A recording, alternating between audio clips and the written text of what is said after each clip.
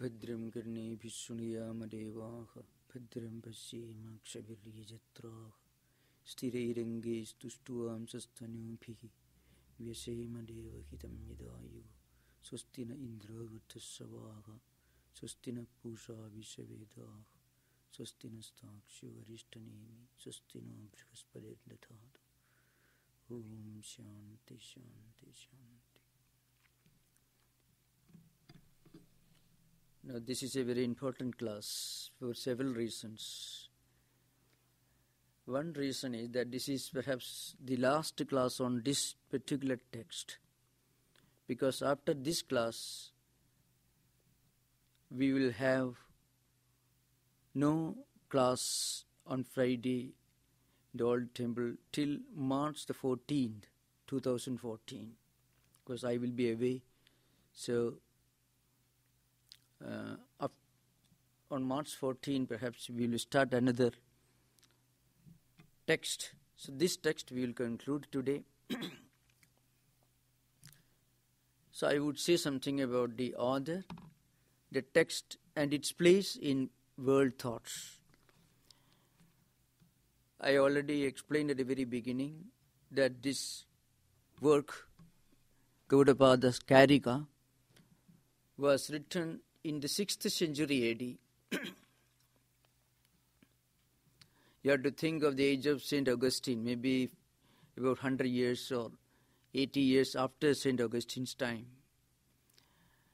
The book occupies a very important place in the history of the evolution of Indian philosophy, because this is the first systematic exposition of non-dualistic philosophy in modern times. Please remember, this is not the beginning of non-dualism or Advaita philosophical tradition, but this was a landmark work. It is a turning point in the history of Vedantic thoughts, Eastern philosophical tradition. The work itself, as I said earlier, was called Gaudapada Karika. Gaudapada is the name of the author who lived in 6th century AD. Karika is a technical work, it's a commentary on a shorter technical work, written not in prose but in verse. So it is a commentary in verse. The author is a very important figure in India's philosophical tradition. As many of you may have heard, Indian philosophy as we find it today has got almost an unbroken succession of traditional teachers who handed over this philosophical tradition from generation to generation of students and teachers, beginning with, say, around 3rd millennium BC. That's been almost for 5,000 years. For example, in the last class we dealt with Sankhya philosophy attributed to Kapila. Kapila is said to have lived around 3rd millennium BC. And Vedantic tradition is even more older. In this tradition, there is one central figure who, for the first time, built up the entire edifice of Vedanta philosophy as a compact, well-defined metaphysical system. His name was Acharya, who lived around 150 years after the period of a present author, Gaudapada. So there is an ancient verse which gives a list of the great teachers in Vedantic tradition, and also gives an idea of the succession of teachers right from early prehistoric times onwards. That verse I shall read. It's very important to remember the succession, the tradition of Vedanta philosophy as we understand it today. To appreciate this antiquity and this unbroken spiritual succession, you can read Swami Vivekananda's works. As most of you know, Swamiji came to America in 1893 to attend the Parliament of Religion, and there he gave a most wonderful, rational and scientific exposition of Vedantic thought, and that was the beginning of the flow of Eastern wisdom to Western world. In fact, Vivekananda was some kind of a bridge between the East and West. And today, if you walk in the streets of San Francisco, if you find yoga studios, if you find people practicing yoga, if you find people practicing Zen meditation, Buddhism, or any kind of Eastern religious metaphysical system, it's all because Swami Vivekananda opened the royal highway, and a succession of great teachers followed the path which he inaugurated, which he opened up in 1893. The Buddhism is academically studied as a separate branch of thought. Its source is the Upanishads, which Swami Vivekananda taught in Western world.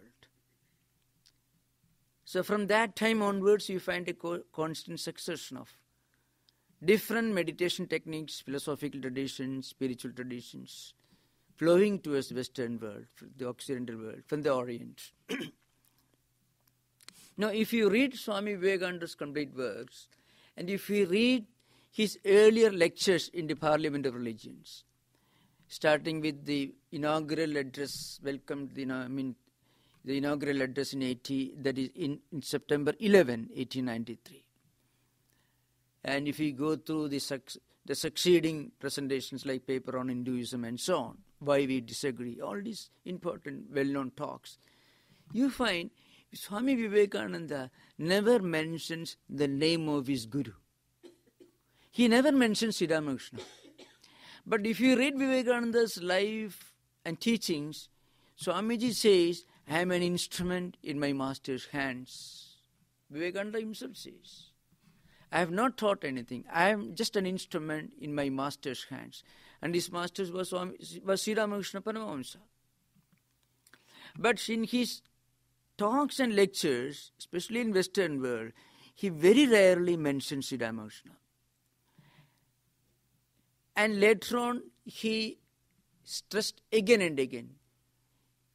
He repeatedly asserted, I have taught nothing but the Upanishads. Vivekananda says again and again, I have taught nothing but the Upanishads. So you can see this, this apparent contradiction. Swami Vivekananda, who considered himself to be a humble disciple and prophet, heralder, evangelist of Sri Ramakrishna Paramahamsa, rarely mentions Sri Ramakrishna's names in his earlier lectures. And later he asserted, I have taught nothing but the Upanishads. What he did was, first he taught the universal spiritual teachings of the Upanishads, Vedanta. And then he presented Sri Ramakrishna's teachings and life as the best demonstration, illustration of the teachings of Vedanta.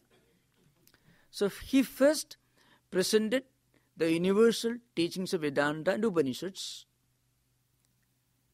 which is part of a long, ageless, ancient tradition.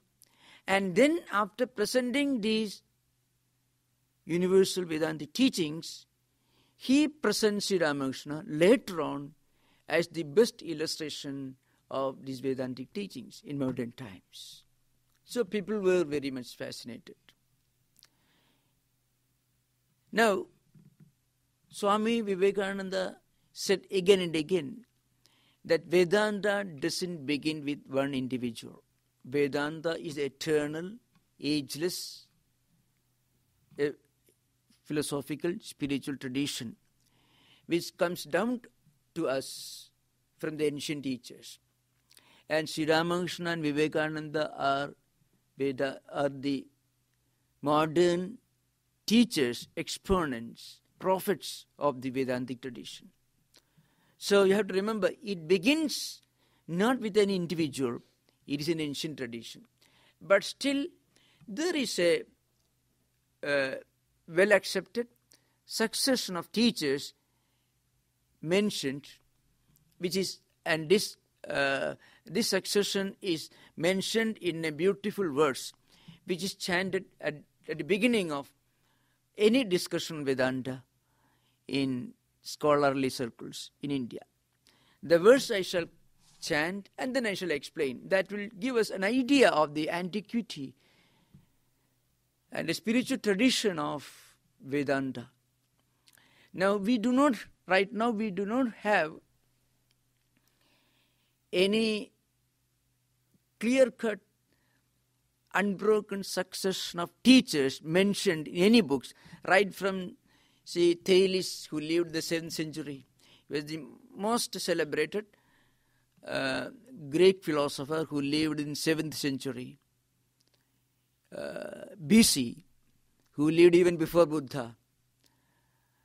But we do not have an unbroken succession, what in Sanskrit is called parampara, an unbroken succession of teachers, students, and their students, and like that, an unbroken succession of teachers.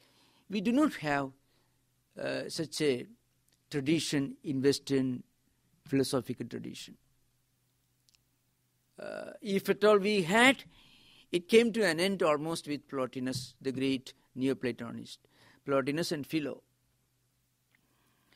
But in Vedanta, there is an unbroken succession of the great saints and sages who taught this universal wisdom, which Vivekananda brought to this country in the later half of the last decade of 19th century. Sorry, in the earlier half. He brought it here in 1893. So in the former half of the last decade of 19th century. Now, where does this tradition come from? What we were discussing in these classes. Where is the original source? Where is it coming from? As I said, it is eternal. Still there is a succession of teachers mentioned. This is the verse. Narayanam Padmabhuvam Vasishtham Shaktim cha Tat Putra Parasharam cha Vyasam Shukam Gaudapadam Mahantam Govinda Yogindra Mathasya Sishyam Sri Shankaracharya Madhasya Padmapadam cha Hastam Alagam cha Sishyam Tam Todagam Vartikakaram Anyan Asmat Gurun Santatam Anatosmi. This is the famous verse. It gives a very simple verse. The verse says, this philosophical tradition begins with God.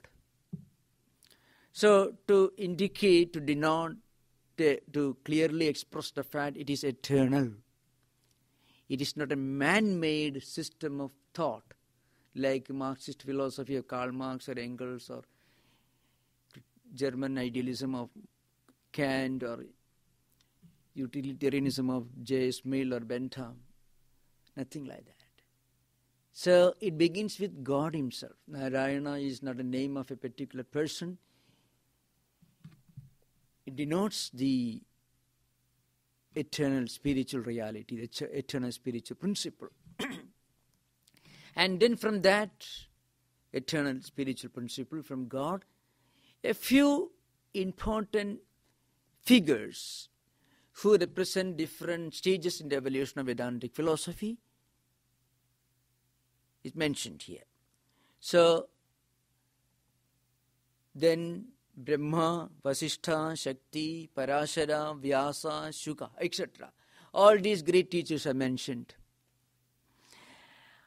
And then after mentioning Shuka, last time you may remember in the last class we mentioned the great teacher of Bhagavata Purana when Parikshit asked the question, death is staring at my face, what should I do? Whom should I meditate? how I should lead the rest of my life. I have got only 7 days to live. I mentioned this story. And then in response to this question, the great sage Shuka gave an answer. That answer we can get in the form of the great devotional classic Bhagavata Purana. That Shuka is mentioned here. He is one of the great teachers. And then Gaudapada. Gaudapada is the author of this work. Gaudapada's good disciple was Govinda Bhagavatpada. And Govinda Bhagavatpada's Shishya disciple was Shankaracharya. So Shankaracharya occupied the central position. Before that there were several teachers, and after him also there are several teachers. And then where is the last link? The last link is our own teacher. Asmad Gurun Santatam Anatosmi. Asmad Gurun is my own teachers. So starting from the eternal reality, Brahman or Atman, or God himself, this eternal spiritual tradition as a flow has come down to us, like the river flowing from the high mountains, flowing for thousands of miles before it joins the ocean. Like that, this tradition, eternal tradition, it doesn't end with us, but it has come to us through this succession of teachers and students. This is mentioned here. Among those great teachers, Gaudapada's name is mentioned. That is an important principle, do you remember? Now, that's why great teachers like Shankaracharya has mentioned this great philosopher's name, Gaudapada's name, Atroktam Vedanta Artha Sampradaya Vidbhiki Acharyehi Anadimaya Supta, etc. It means Shankaracharya mentions, as I said earlier, these great teachers who knew the philosophical spiritual tradition of eternal truth have come down to us. Now I would say something concerning this book. I already said at the very beginning, one uniqueness of this book is that it analyzes the supreme reality in the light of our everyday experiences. That's why it's so very logical. The totality of our experiences spread over 3 states of consciousness: the waking state, the dream state, and the deep sleep state. What we experience in waking state, we do not see in dreams. What we see in dreams and waking states, we do not experience in deep sleep state. But at the same time, our dreams are influenced by the experiences and tendencies that we have gathered in waking state. You can never have a dream which is completely separated, which is completely detached, divorced, entirely cut off, distinct and different from your waking state experiences. But your waking state experiences are different from dream state. In waking state, it takes 5 hours for you to reach New York from here, 6 hours. But in dream state, in split second, our mind travels 3,500 miles.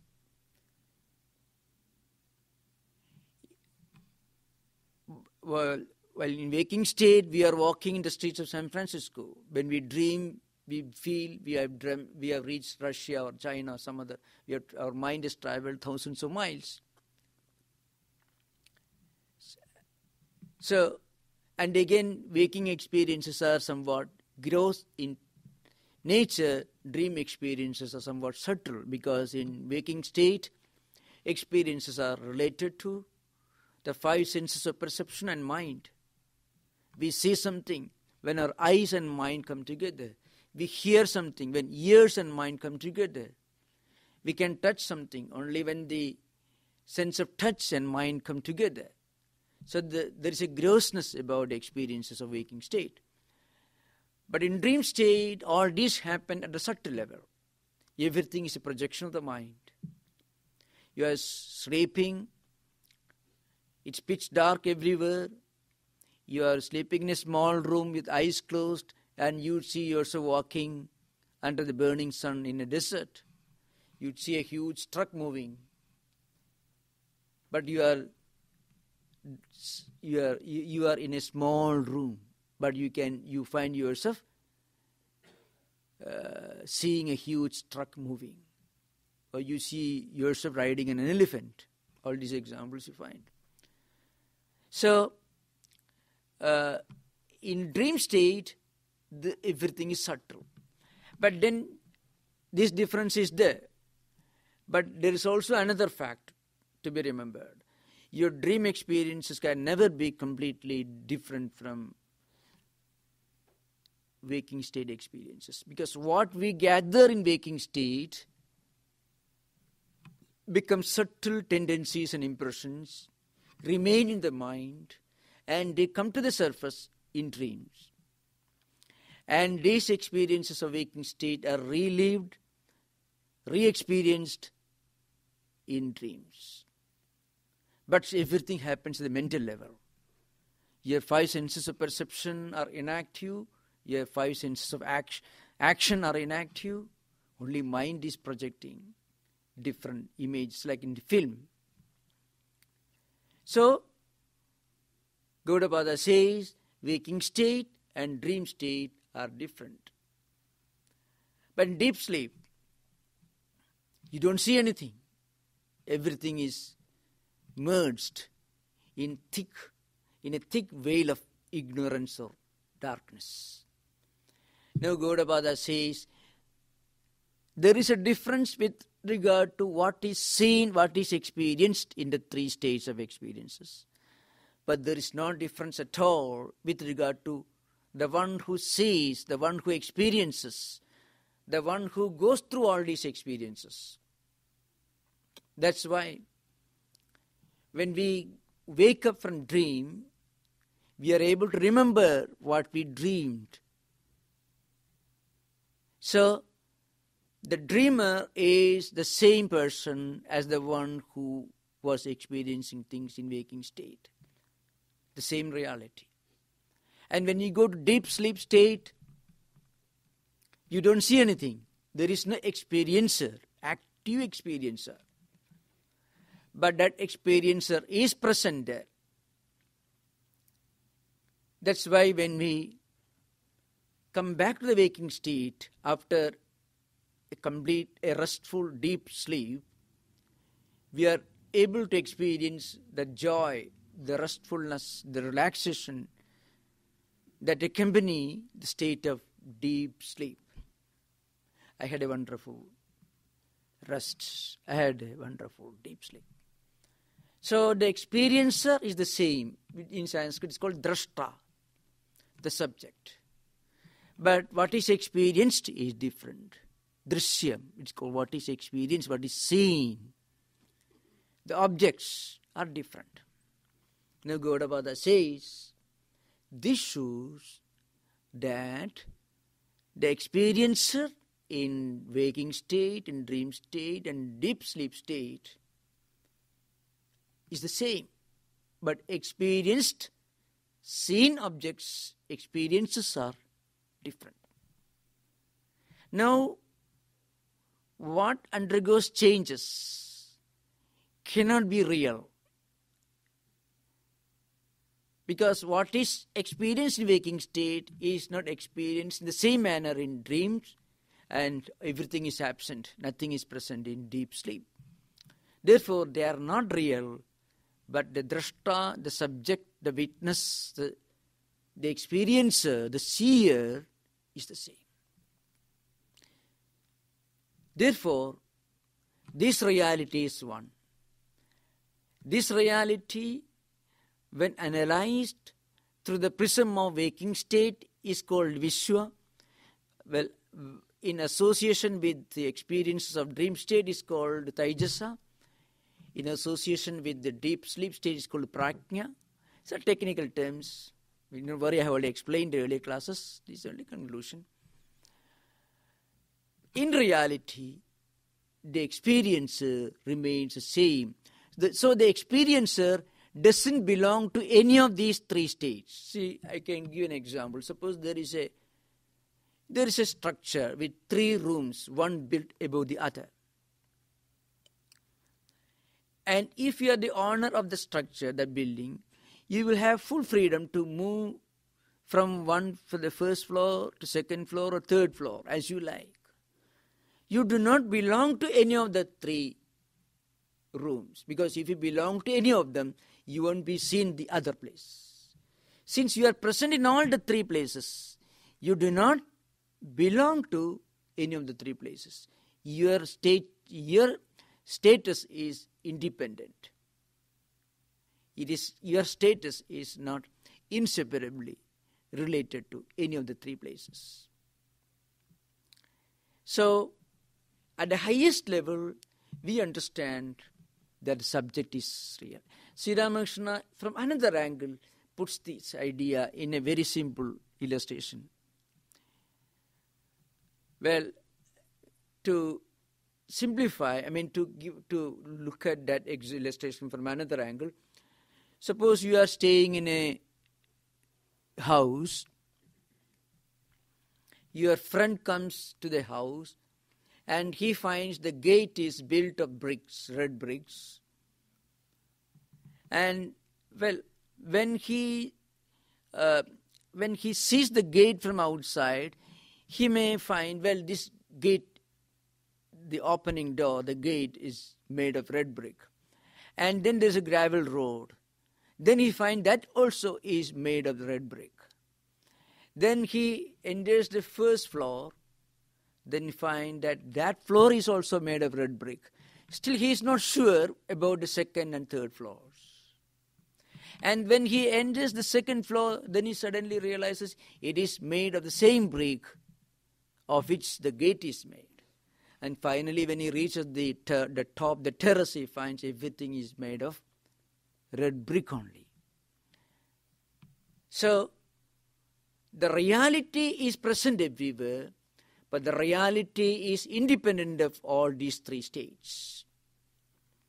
That reality is the eternal, everlasting Atman or consciousness, the soul. That is Gaudapada's theory.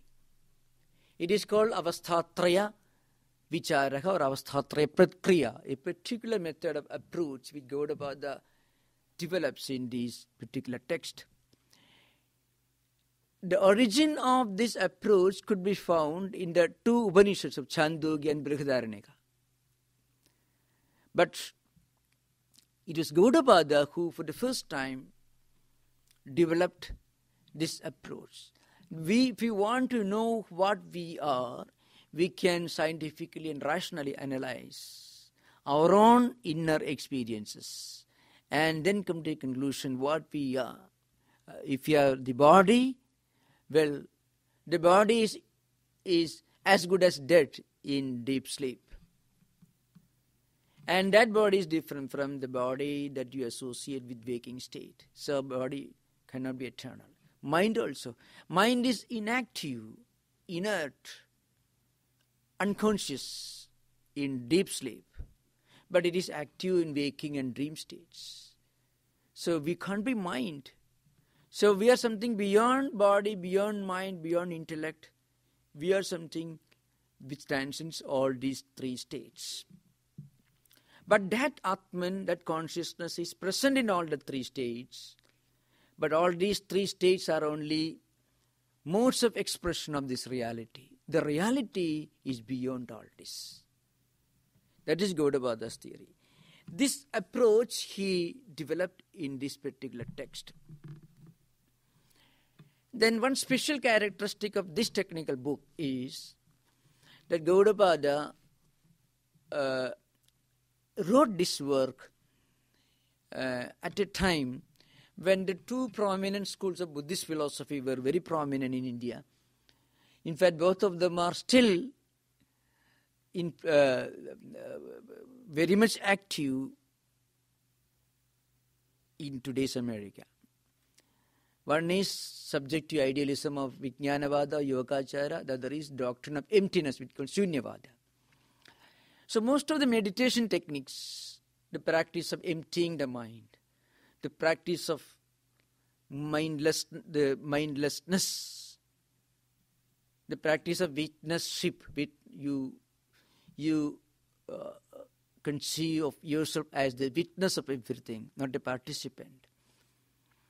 So all these meditation techniques, relaxation techniques rather, are all offshoots. They have all sprung from two prominent schools of ancient Buddhist tradition, philosophical tradition. One is the subjective idealism, it's called Vijnanavada. The other is the doctrine of emptiness, Shunyavada. Vijnanavada teaches that the external world, external objects are unreal. Everything is momentary. But Vijnanavada also teaches that there is a platform of tendencies and impressions that go through, which is called Ale Vijnanavada. But that is also only relatively permanent because it is momentary, eternally changing, fleeting sensations and impressions and images. So, Gaudapada says, if you argue that external objects are unreal, and if you also argue that what witnesses, what experiences the non-existence of external things is also unreal or momentary, then how do you rationally explain the momentariness of momentary things? Because relativity can only be understood in the context of something which is non-relative. Momentariness of something, of external objects, can be understood only in the context of, against the background of something which is not momentary, which is permanent. Suppose you are traveling in train, both trains are moving at the same speed. You find you are in a static condition. You can't feel the movement of the train which is running close to you. If both the trains are moving at the same speed. If one train is standing, if the other train is moving, then you can feel the movement of the train, the moving train. Similarly, momentariness of external things can be understood only against the background of something which is not momentary, which is eternal. Now, Gaudapada says that eternal reality is Atman, Turiya. So, that reality which is present in all the three states of waking, dream and deep sleep states, still not inseparably associated with these three states. They are associated but not inseparably, because that reality has got a separate, independent ontological status. It is eternal witness, the eternal subject. That is Gaudapada's answer. So, Gaudapada says, Vijnanavadins or subjective idealists suffer from a very serious flaw from a metaphysical angle, because they are not able to posit one eternal subject and witness. So that's the problem. The second school of philosophy, which was very prominent during Gaudapada's time, was the doctrine of emptiness, which is called Shunyavada. Its greatest exponent was Nagarjuna. The classical work is Madhyamika Karika, sometimes called Mula Madhyama Shastram. Like that, you find these books. These books have got plenty of translations, perhaps. They have been translated into French, German, different languages, especially after the flight of the great Tibetan lamas from Tibet, after the invasion of Tibet by China. A large number of great learned lamas migrated to Europe, mostly to Britain and France, and also to America. They have translated many of these great books, ancient texts from Tibetan or Sanskrit language into English. So the prominent work of subjective idealists or Vijnanavada is called Yogacharya Bhumi, like Lankavatara. There are innumerable books being very great thinkers and philosophers in the Vijnanavada tradition, subjective idealist tradition, Vasubandhu, Dharmakirti, Nignaga, and so on. Now we are talking about Shunyavada, the doctrine of emptiness. So you often find today, it's a very great help in meditation. Meditate on the impermanence of empirical phenomena. That helps you to empty your mind. Because the mind gets occupied. Mind starts suffering strain and pain when it is obsessed with some external objects, or when it is obsessed with some internal sensation. That's the main cause of most of mental conflicts and strains. You're worried about what may happen to you or to another person. You're worried about something that you see, or you may worry about some of hunger, thirst, disappointment, anxiety, melancholy, and so on. So we are worried about external things, and we are worried about internal sensations, emotions and feelings. But if you can concentrate on the momentariness, and finally if you can concentrate on the doctrine of emptiness, you feel a great mental relaxation. So it's a great help, psychologically speaking. But philosophically speaking, Gaudapada points out the doctrine of emptiness has got one serious problem from a logical point of view. Say, those who uphold the doctrine of emptiness, they say, at the time of nirvana, spiritual liberation, you feel blissfulness. That's the purpose, in fact. When you meditate, when you empty your mind of all disturbing thoughts and anxiety, you feel a kind of internal relaxation which is called peacefulness, happiness, etc. At the highest level, when this experience becomes a permanent experience, it's called liberation. It's called nirvana according to Buddhist tradition. And then you feel the blissfulness of nirvana, liberation, emancipation. Who enjoys, who experiences this blissfulness at the time of liberation? If everything is empty, subject is empty, object is empty. External things are unreal, we are also unreal. Then, but there should be some reality who enjoys this blissfulness associated with spiritual liberation or nirvana. Gaudapada says it is this Atman. When we realize our true nature, we are not this body or mind or anything. We are the immanent reality, Atman consciousness present everywhere.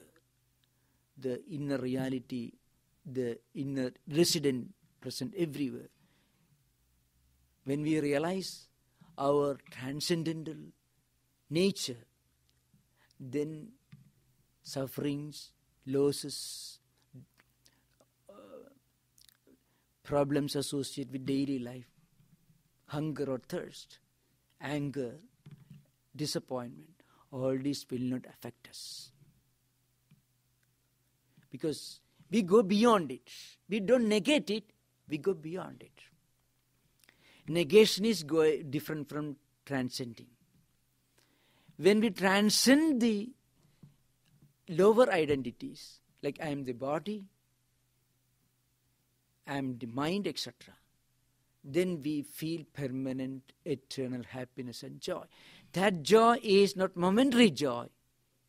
It is a state of blissfulness which makes you feel there is nothing more to be achieved. There is nothing more to be attained. That's a real sign of spiritual growth. You may work, you may be working for a definite goal, something to be achieved. You may put all your energy and attention, everything. But if you don't get it, it won't shock you. That's a real sign of spirituality.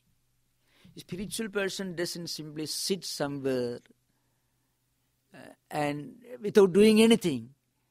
In fact, there is a feeling and there is a wrong notion. In fact, that idea was sometimes presented as an objection in the commentaries on Bhagavad Gita. I shall give an example to point out this fact. What is the real character of a spiritually liberated person?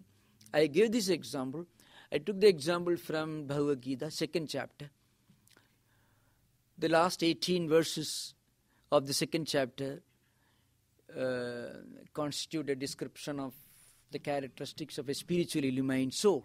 Siddha Prajna Lakshanani is called. So there is a picture of a spiritually liberated person, a person who has attained nirvana. Apuryamanam achalapradishtam samudramapa pravishanti yadut taddukamayam pravishanti sarve sashantim apnoti na kama kami. See, the last part of this sloka verse is saha shantim apnoti. He or she attains peace. The peace you should write with capital letter P. It is not a peacefulness in a very empirical or phenomenalist sense. It's not in empirical sense, in transcendental sense. So who attains peace? The picture is given. You have to think of an ocean. And innumerable rivers, hundreds of rivers, empty their waters into that ocean. The ocean remains totally undisturbed. The ocean doesn't block the rivers. No, don't come and disturb me. No. The ocean doesn't go out and invite the rivers, please bring your waters to me. No. The ocean remains undisturbed. The ocean is not inactive because it accepts, it welcomes the rivers. It doesn't block their flow. But it doesn't get overflowed. It's not affected. It doesn't seek, it doesn't avoid. So, a spiritually enlightened person will be extremely humanistic in his approach. He will not become insensitive. He becomes sensitive in a higher spiritual sense. He may work for the good of all. He may put all his energy and time, everything for the good of others. The only difference is he or she is not affected. Now, Gaudapada says, if the doctrine of emptiness is a sound system of philosophy, a logical approach, then the question arises as to who enjoys this blissfulness associated with nirvana. Gaudapada says,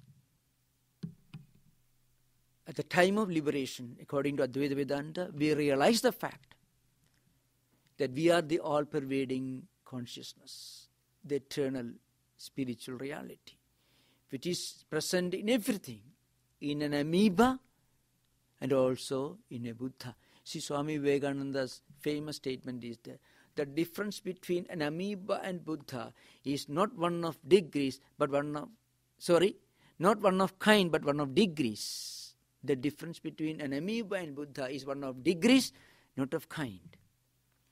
And in amoeba, this consciousness, this Atman is manifesting in a low degree.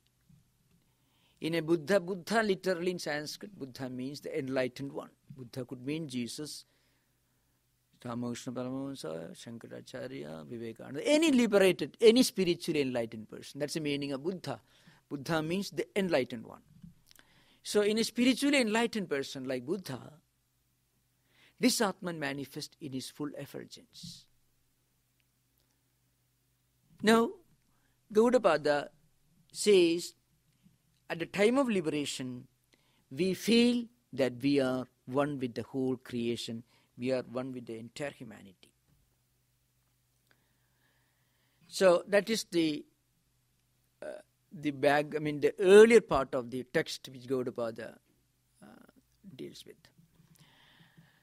Now, towards the end, in the 4th chapter of the book, Gaudapada establishes is doctrine of non-origination that I already mentioned earlier.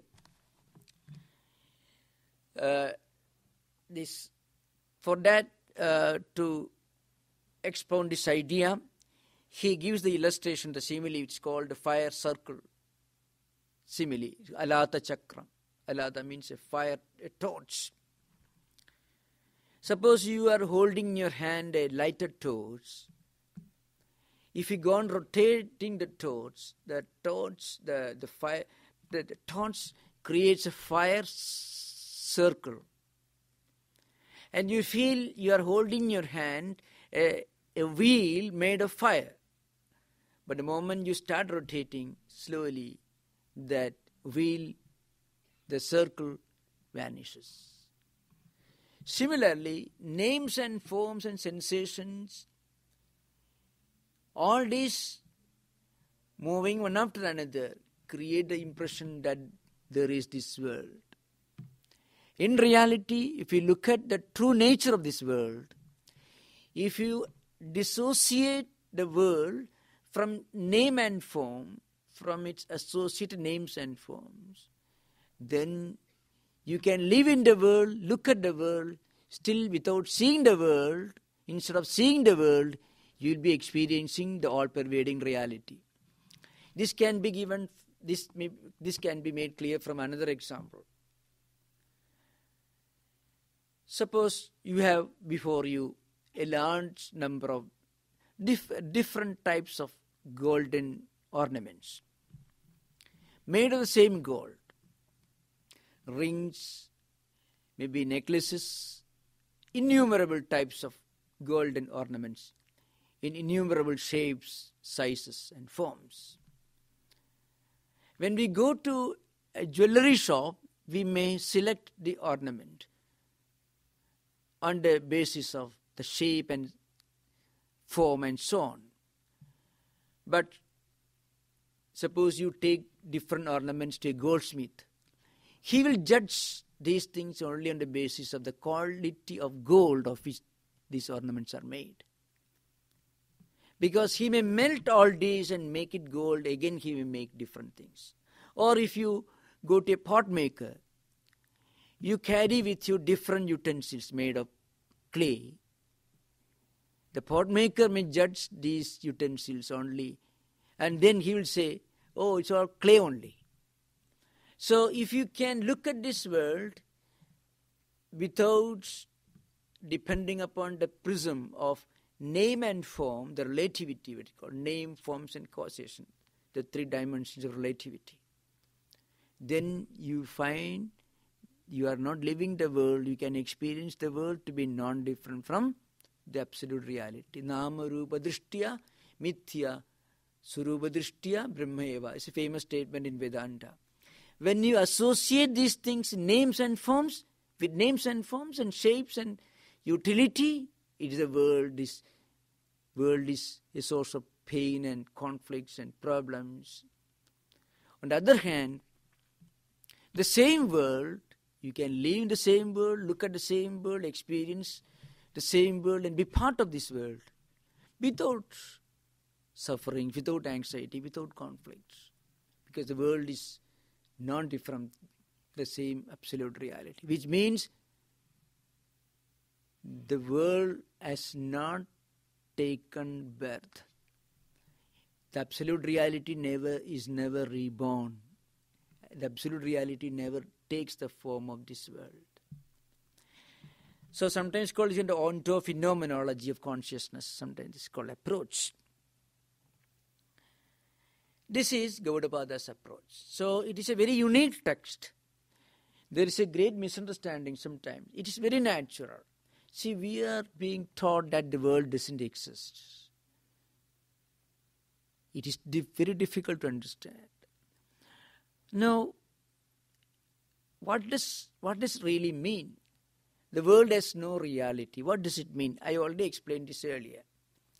In Vedanta, whatever is changing is not real in the absolute sense. It is only relative. To be called absolutely real, It should remain the same without any change in the past, present and future. It should not come into existence, because coming into existence is called birth, is a transition or a change from a state of non-existence to a state of existence.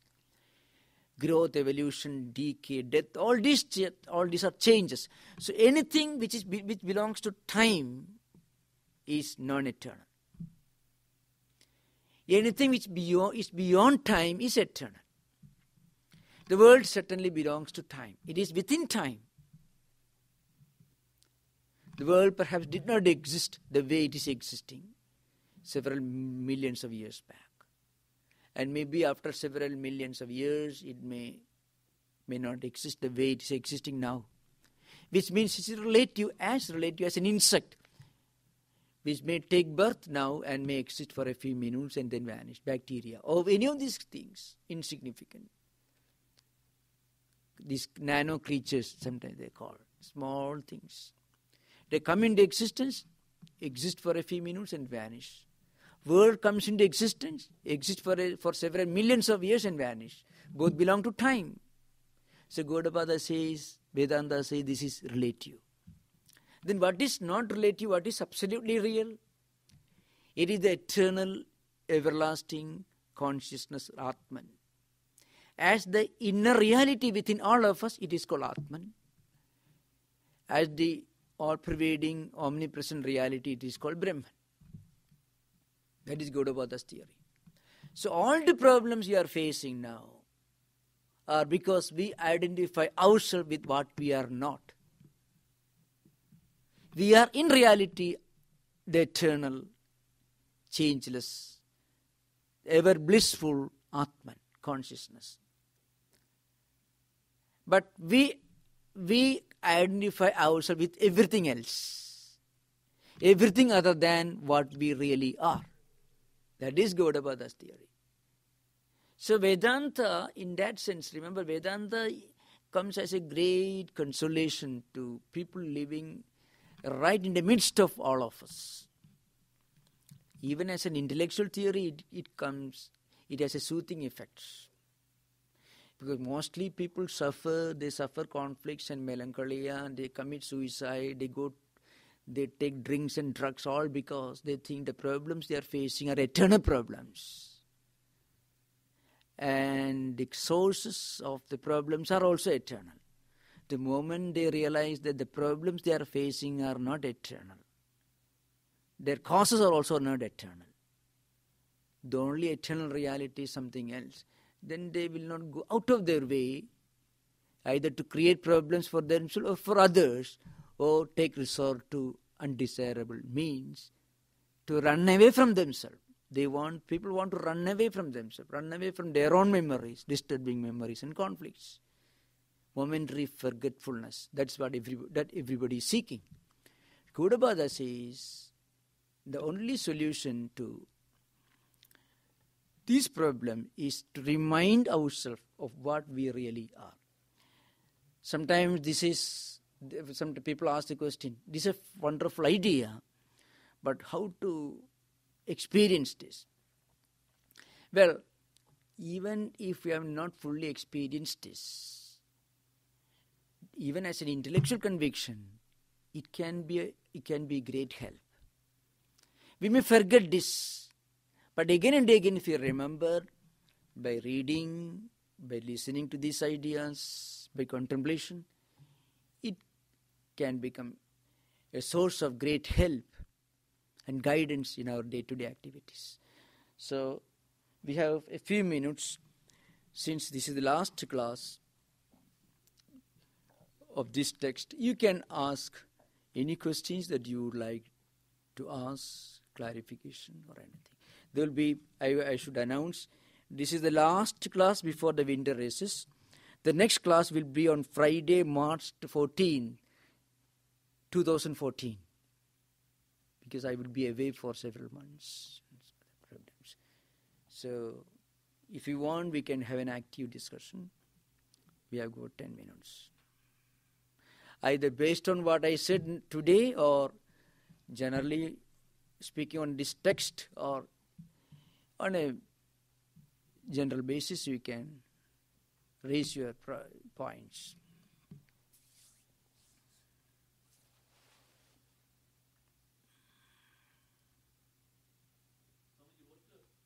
You mentioned this word, the approach that Gaudapada took for the Karika, Avastha something. Oh yes. The Gaudapada's approach is called the approach of analyzing the absolute reality on the basis of the three states of consciousness in our daily experience: waking state, dream state, deep sleep state. These are called, each state is called avastha in Sanskrit. Avasthatraya means the three state. Avasthatraya vichara means the approach in Vedanta on the basis of the three states of human consciousness. Sometimes it is called avasthatra prakriya, a particular approach, methodology in Vedanta. In Vedanta there are innumerable approaches and methodologies. This is one of them. And this is a celebrated one. And it was Gaudapada who, for the first time, historically speaking, who expounded this idea. So the approach is purely psychological. Gaudapada doesn't ask you to go to a place and worship and pray. Gaudapada doesn't object that. He is all for going to a temple, pray. He is a great supporter. But he says, even from a purely logical point of view, you can establish the reality of Vedanta. That's something very interesting. Gaudapada's approach is purely based on logic and rational thinking. There is absolutely no theological burden in this. That's a uniqueness of this approach. Purely rational.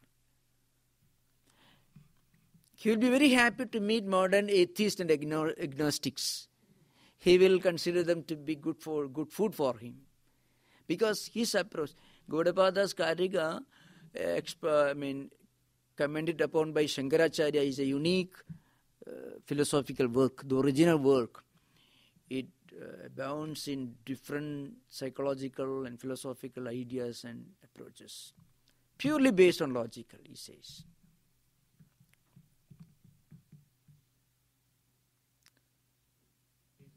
Shankaracharya's work, Swamiji, is it anything differs from Gaudapada or is it supporting? Yes. Now, there's a minor difference in approach. See, Gaudapada emphasizes the idea of non-origination, the non-reality of the world. Shankaracharya emphasizes not only the absolute reality of Brahman, but he also points out the relativity of this world. The world is relatively real. That point is very clearly accepted by Shankaracharya. Gaudapada's point is the world is only relatively real. Shankaracharya says the world has got a relative existence. So, in Gaudapada, there is a celebrated sentence in Shankaracharya's commentary Bhashya. Prag Brahmatma Vijnana Sarva Loka Vyavaharanam Satyattu Upapattihi Yadha Swapna Drishtisaiva Prag Prabodhat. When I explain this statement, you will understand the implication of what I was telling earlier. Here Shankaracharya says, just as before you wake up from a dream objects are real to you, similarly, these worldly experiences are real, or we should consider them as if they are real before you realize Brahman. So, see, Shankaracharya's system is more compact. It is a full-fledged metaphysical edifice.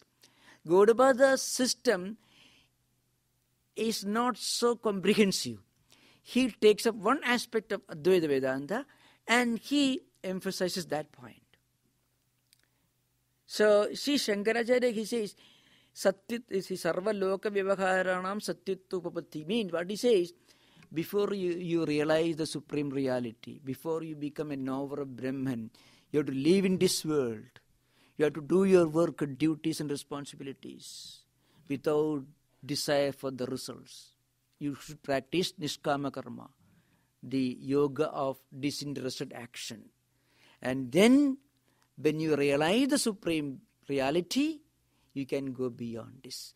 Before that, you have to work hard by practicing disinterested action, Karma Yoga. Gaudapada doesn't bother about that. Gaudapada sits on the top of the hill and proclaims the conclusion of Vedanta. Shankaracharya takes you by your hand and makes you climb the hill and takes you to the top. That's all. Gaudapada doesn't lend a ladder for others to climb. He declares it from the top. But Shankaracharya, he provides you a ladder and takes you step by step to the top. That's the difference. Okay. Swami, so when we buy, say, the Karika, then there's the Upanishad itself and there's the Karika.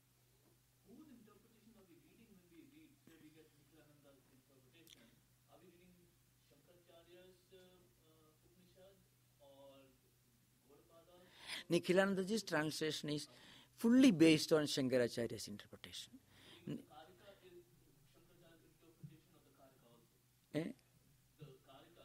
Yes, Nikhilanandaji has given a translation of Shankaracharya's Karika Bhashya. See, Shankaracharya is not the author of Karika, he is the author of the Bhashya on the Karika, which was written by Gaudapada.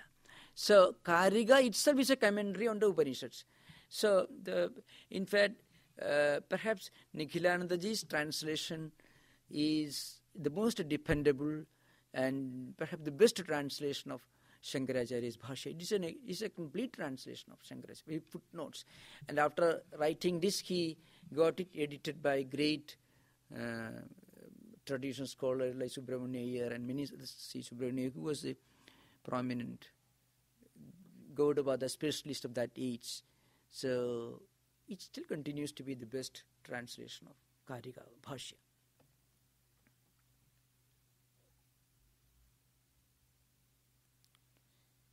Any otherwise?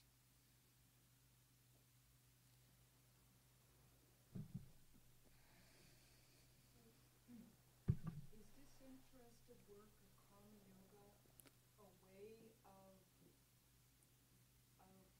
leading us to the development of the inner awareness of the witness? Is that what it's trying to do? Yes. In fact, whatever we do with a strong motive creates a block in our spiritual path. Whatever we do without a desire for the results removes that block. So that's a daily experience. When we do things without a motive, with great concentration, slowly our mind elevates. And along with that, if we keep reading these ideas, the truth of these ideas, the relevance of these ideas become more and more obvious to us. So Karma Yoga is the first step. In fact, Gaudapada doesn't bother much about different approaches towards realizing this ideal. But in Shankaracharya's books, he gives allowance to the problems of common seekers, the beginners, the students, and he is more broad-minded in that respect. So, Karma Yoga is the first step and very logical step.